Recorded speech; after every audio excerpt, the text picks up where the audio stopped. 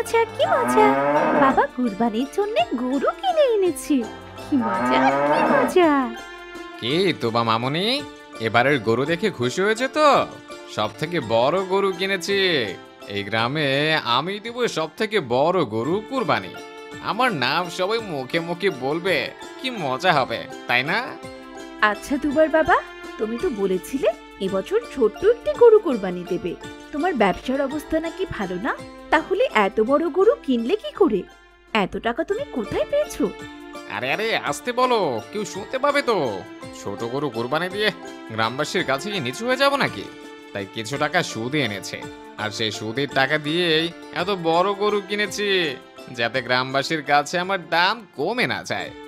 এ তুমি কি বলছো তোমার বাবা? ঋণ করে কেউ কোরবানি দেয়, তার উপর আবার সুদের টাকা এনেছো? সুদ তো হারাম। না, তোমাকে বোঝানো সম্ভব না, তুমি চুপ করেই থাকো। তুমি সকলের কাছে আমার মান সম্মান খোয়ানোর চেষ্টা করছো নাকি?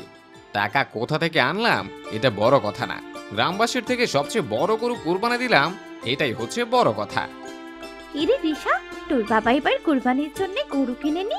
আমার বাবা ইয়া বড় একটা সুন্দর লাল গরু কিনেছে। না রে তুবা, বাবা বলেছে এবার আমাদের কোরবানি দেবে না, কারণ বাবার ব্যবসায় অনেক লস হয়েছে, তাই অনেক টাকা ঋণে পড়ে গেছে বাবা। তাই এবার কোরবানি দেবে না, কারণ কোরবানি দিয়েছে ঋণ পরিশোধ করা বেশি জরুরি। আচ্ছা ঠিক আছে, আমাদের তো অনেক বড় গরু কোরবানি হবে।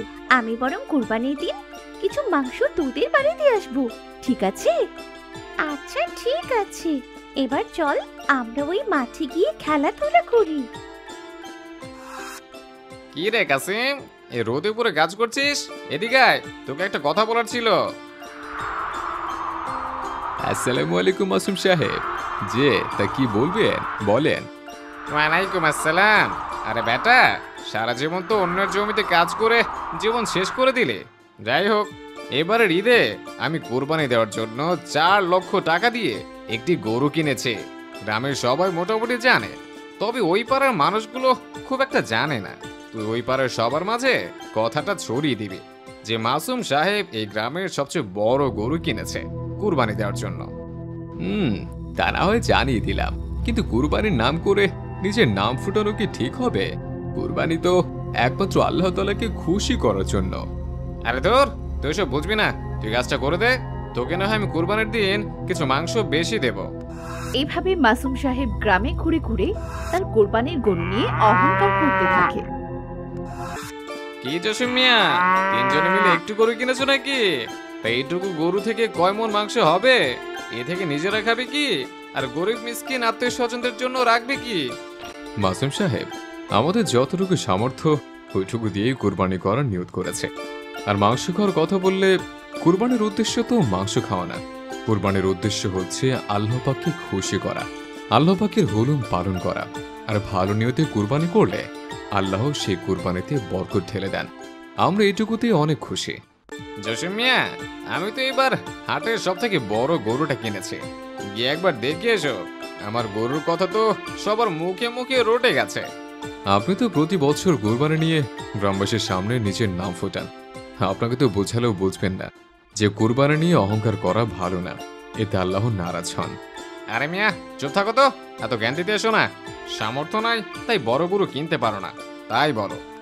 বাবা, বাবা জানো এবার রিশাদের না কোরবানি দেবে না, ওর বাবার নাকি ব্যবসায় অনেক লস হয়েছে, তাই এবার কোরবানি দিতে পারবে না।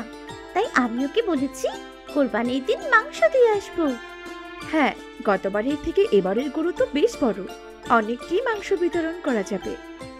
থামো, তোমরা কোনো মাংস বিতরণ হবে না, সব ফ্রিজে রেখে দিব। ঈদের 1 সপ্তাহ পরই তো তোমার জন্মদিন, ধুমধাম করে পালন করব। আর যা উপহার পাওয়া যাবে তা থেকে গরুর দাম আশা করি উঠে যাবে। দেখেছো আমার মাথায় কত বুদ্ধি, কুরবানিও দেওয়া হলো, আবার আমার গরুর দাম উঠেও গেল। ঈদের দিন কি ব্যাপার, সবাই তো চলে আসছে, মাসুম সাহেব এখনো গরু নিয়ে মাঠে এলেন আছে?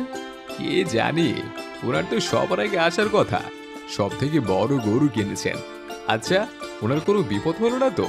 চলেন সবাই গিয়ে দেখে আসে। তোমার ইচ্ছে হলে তুমি যাও, ওনার মতো অহংকারী মানুষের বাড়ি আমরা কেউই যাব না। আচ্ছা, আমি তাহলে এগিয়ে গিয়ে দেখে আসি। মাসুম সাহেব এখনো মাঠে কেন এলো না? এইদিকে ঈদের দিন সকালবেলা মাসুম সাহেব ঘর থেকে বের হয়ে গোয়াল ঘরে গিয়ে দেখেন গরুটি মরে পড়ে আছে। হায় হায় মাসুম সাহেব, এটা কি করে হলো? ভাই কাসিম, আমার তো সর্বনাশ হয়ে গেল। আমি ঋণ করে টাকা এনে নাম ফুটানোর জন্য এত বড় গরু কিনেছিলাম। হয়তো আল্লাহ আমার কুরবানি কবুল করেননি, তাই এমনটি হলো। মাসুম সাহেব আপনাকে অনেকবার বোঝানোর চেষ্টা করেছে, কুরবানি করতে হয় ত্যাগ এবং আত্মতৃপ্তির জন্য, আল্লাহ পাককে খুশি করানোর জন্য। সঠিক নিয়ত রেখে কুরবানি করতে হয়।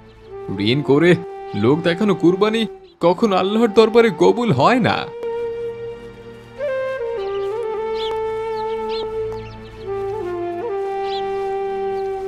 তো বন্ধুরা, ভিডিওটি ভালো লাগলে ভিডিওতে একটা লাইক করে দিও। আর এই রকম মজার মজার গল্পের ভিডিও দেখতে চাইলে আমাদের ছোট্ট চ্যানেলটি সাবস্ক্রাইব করে পাশে থাকা বেল আইকনটি বাজিয়ে দিতে ভুলো না কিন্তু। Bye bye.